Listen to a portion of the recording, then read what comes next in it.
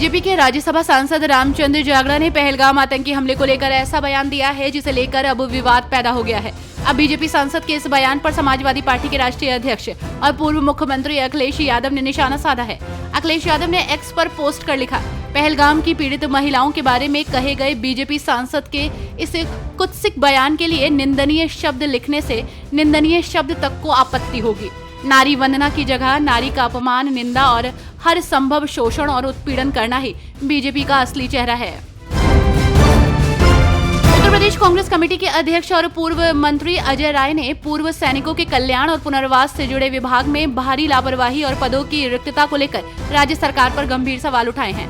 कांग्रेस नेता अजय राय ने कहा है कि योगी सरकार की संवेदनहीनता के चलते पूर्व सैनिक, वीर नारियां और उनके परिजन कई वर्षों से परेशान हैं। उन्होंने मुख्यमंत्री योगी आदित्यनाथ को पत्र लिखकर तत्काल प्रभाव से भर्ती प्रक्रिया शुरू करने की मांग की है। यमुना एक्सप्रेसवे पर इंटरनेशनल फिल्म सिटी का निर्माण अगले माह शुरू हो सकता है। ये योगी का ड्रीम प्रोजेक्ट है। निर्माण कार्य के लिए बोनी कपूर की कंपनी बेब्यू प्रोजेक्ट्स LLP ने पूरी तैयारी कर ली है। जिस भूमि पर निर्माण होना है उसका जियो टेक्निकल सर्वे लगभग पूरा हो चुका है और कंपनी आने वाले 2-3 दिनों में अपना बिल्डिंग प्लान दाखिल कर देगी। जमीन समतल करने का काम जारी है और सड़क निर्माण सहित अन्य विकास कार्य में भी तेजी से काम हो रहे हैं। सपा अध्यक्ष अखिलेश यादव और डिप्टी सीएम केशव प्रसाद मौर्य ने शनिवार को एक दूसरे पर राजनीतिक तीर चलाए। अब ये तीर काफी दूर तक जाते नजर आ रहे हैं। केशव ने सपा को लठैतवादी बताया तो अखिलेश ने अपने शब्दों में भाजपा की अंदरूनी लड़ाई समझाई। केशव ने अपने एक्स अकाउंट पर पोस्ट किया, सपा का मतलब लठैतवाद, कांग्रेस मतलब छद्मवाद और भाजपा मतलब प्रखर राष्ट्रवाद। इस एक लाइन का जवाब अब सपा अध्यक्ष ने 7 लाइनों में दिया है।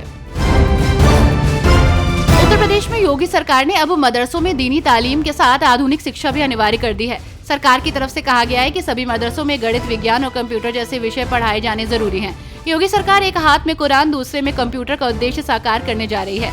यूपी के मदरसों के आधुनिक स्वरूप पर राज्य मंत्री दानिश आजाद अंसारी ने कहा, हमारे प्रधानमंत्री नरेंद्र मोदी ने कहा था कि मुस्लिम समुदाय के युवाओं के एक हाथ में कुरान और दूसरे हाथ में कंप्यूटर होना चाहिए। बसपा सुप्रीमो मायावती द्वारा भतीजे आकाश आनंद को मुख्य राष्ट्रीय कोऑर्डिनेटर की जिम्मेदारी दिए जाने के बाद उत्तर प्रदेश में नए सिरे से टीम बनाने का काम शुरू हो गया है। ये टीम आकाश के हिसाब से बनाई जा रही है और इसमें काम न करने वाले मंडल प्रभारियों को हटाकर उनके स्थान पर युवा नेताओं को जिम्मेदारी दी जा रही है।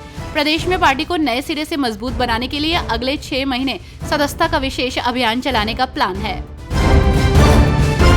क्रिकेटर विराट कोहली पत्नी अनुष्का शर्मा के साथ रविवार को यानी कि आज अयोध्या पहुंचे हैं। यहां उन्होंने श्री राम जन्मभूमि मंदिर में रामलला के दर्शन किए और विधि विधान से पूजा अर्चना की।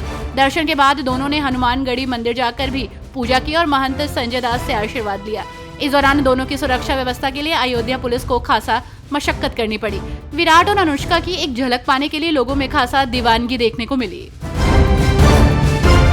यातायात नियमों का उल्लंघन करते पकड़े गए तो मौके पर ही जुर्माना भरना होगा। इसके लिए यूपी परिवहन विभाग के प्रवर्तन अधिकारियों को पॉइंट ऑफ सेल मशीनें दी जाएंगी, जिससे वे क्रेडिट डेबिट कार्ड के जरिए जुर्माना जमा कर सकेंगे।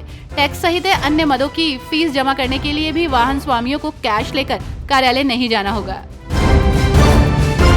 इलाहाबाद हाईकोर्ट ने एक महत्वपूर्ण निर्णय में कहा है कि पुलिस कर्मियों की बर्खास्तगी बिना विभागीय कार्रवाई के अवैध है।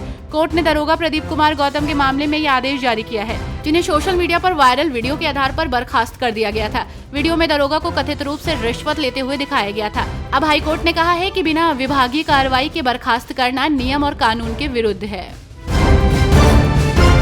ऑल इंडिया मुस्लिम जमात के राष्ट्रीय अध्यक्ष मौलाना शहाबुद्दीन रजवी बरेलवी ने समाजवादी पार्टी के अध्यक्ष अखिलेश यादव पर तीखा हमला बोला।